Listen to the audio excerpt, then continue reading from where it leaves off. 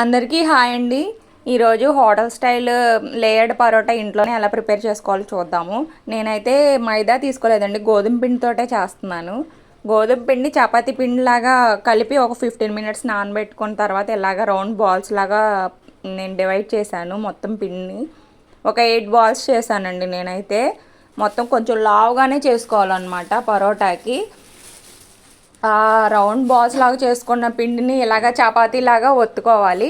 ఎంత వీలైతే అంత పెద్ద చపాతీ చేసుకోవాలండి. రౌండ్ షేప్లోనే రావాలి చపాతీ అని ఏం లేదు, ఏదో ఒక షేప్లో రుద్దేసుకోవడమే. ఈ రుద్దుకున్న చపాతీకి మనం నూనె కానీ నెయ్యి కానీ అప్లై చేసుకోవాలి. నేనైతే నెయ్యి అప్లై చేస్తున్నాను, మీ ఇష్టం అండి. నెయ్యి అయినా నూనె అయినా ఏదో ఒకటి అప్లై చేసుకోవచ్చు. ఒక 2 స్పూన్స్ నెయ్యి వేసి దాన్ని ఈవెన్గా చపాతీ మొత్తం స్ప్రెడ్ అయ్యేలాగా నేను చేతితోటి అప్లై చేస్తున్నాను. చూడండి, ఇలాగ నెయ్యి మొత్తం ఆ చపాతీకి అప్లై అయ్యేలాగా స్ప్రెడ్ చేశాను. ఇప్పుడు మనం శారీకి కుచ్చు పోసుకుంటాం కదండి, ప్లీట్స్ పెట్టుకుంటాం కదా, అలాగే ఈ చపాతీకి మనం ప్లీట్స్ పెట్టినట్లుగా అనాలన్నమాట.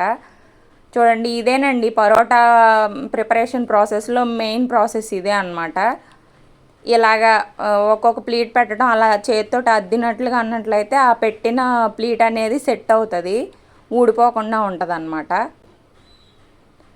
ఇలా మొత్తం పెట్టిన తర్వాత చపాతీ మొత్తాన్ని ఒక రౌండ్గా చుట్టాలి, చుట్టలాగా చుట్టేయాలి. ఒక ఎడ్జ్ని లోపలికని అలా చుట్టలాగా చుట్టేయాలండి. రెండో ఎడ్జ్ని ఆ మడతల కిందకి అనేసి మళ్ళీ మనం చపాతీ కర్రతోటి రుద్దాలన్నమాట. ఇక్కడ చూడండి, ఇప్పుడు దీన్ని మరీ పల్చగా రుద్దకూడదండి, కొంచెం లావుగానే రుద్దుకోవాలి. లావుగా రుద్దితే ఎలా ఫ్రై అవుతుందా అనుకుంటున్నారా? మీడియం ఫ్లేమ్లో పెట్టేసుకొని ఫ్లేము మనం ఫ్రై చేసుకోవచ్చండి. ఈవెన్గా ఫ్రై అవుతుంది, అలా ఏం కంగారు పడాల్సిన పని లేదు, ఈవెన్గా ఫ్రై అవుతుంది. లేయర్స్ అన్నీ బాగా కాలుతాయి అన్నమాట. చూడండి, ఇలాగ లేయర్స్ ఫోల్డ్స్ అన్నీ మనకి కనిపించేలాగా రుద్దుకోవాలి. ఎక్కువ లావుగా ఉండకూడదు, మరీ పల్చగా అయిపోకూడదండి. చూడండి, ఇంకొకటి చేసి చూపిస్తున్నాను. చపాతీకి నెయ్యి అప్లై చేసేసుకొని ఇలాగ ప్లీట్స్ లాగా పెట్టేసుకోవడమేనండి.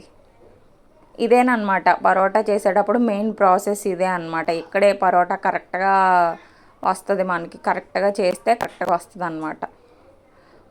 ఇలా పెట్టేసుకున్న తర్వాత దీన్ని ఇప్పుడు రౌండ్గా చుట్టలాగా చుట్టేయాలన్నమాట. ఇలా చుట్టేసిన తర్వాత దీన్ని మళ్ళీ చపాతీ కర్రతోటి చపాతీలాగా రుద్దుకోవాలి, ఫోల్డింగ్స్ కనపడేలాగా రుద్దుకోవాలి. మరీ పల్చగా కాకుండా మరీ లావుగా కాకుండా ఫోల్డింగ్స్ మనకి కనిపించేలాగా మీడియం సైజులో రుద్దుకోవాలి. చూడండి, నేను మరీ గట్టిగా రుద్దట్లేదు, ఫాస్ట్గా నిదానంగా రుద్దుకోవాలి. ఇంతే, చూడండి ఫోల్డింగ్స్ మనకు ఆల్రెడీ కనిపిస్తున్నాయి. మనం ఈ పరోటాని పెనం మీద వేసి కాల్చేటప్పుడు ఇవి కాల్చేటప్పుడే ఓపెన్ అయిపోతాయండి. మనకి నెయ్యి కానీ ఆయిల్ కానీ అప్లై చేస్తాం కదా, అందుకే అవి ఓపెన్గానే ఉంటాయి అన్నమాట. కొంచెం వేడి తగిలేసరికి ఓపెన్ అయిపోతాయి. ఇలాగ పెనం హీట్ అయిన తర్వాత కొంచెం ఆయిల్ వేసి ఇంకా మనం రుద్ది పెట్టుకున్న పరోటాని పెనం మీద వేసేయటమే. వేసేసి ఒక 10 సెకండ్స్ ఉన్న తర్వాత రెండో సైడ్కి తిప్పేయాలి పరోటాని. ఎందుకంటే ఫస్ట్ ఆ ఫోల్డింగ్స్ వేడవ్వాలండి, తర్వాత మనం పరోటా మొత్తాన్ని చక్కగా కాల్చుకోవాలి.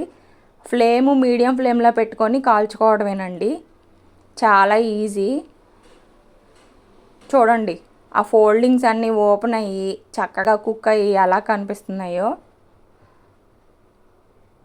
అంతేనండి, 5 మినిట్స్లో ఇది రెడీ అయిపోయిద్ది పరోటా. ఇంకా ప్లేట్లోకి తీసేసుకొని దీన్ని కొంచెం వేడిగా ఉన్నప్పుడే ఇలాగ ఒత్తుకోవాలన్నమాట. పరోటాని హోటల్లో కొడతారు కదా, మనం చేత్తో ఇలా ఒత్తుకుంటే ఆ లేయర్స్ అన్నీ ఓపెన్ అయిపోతాయి.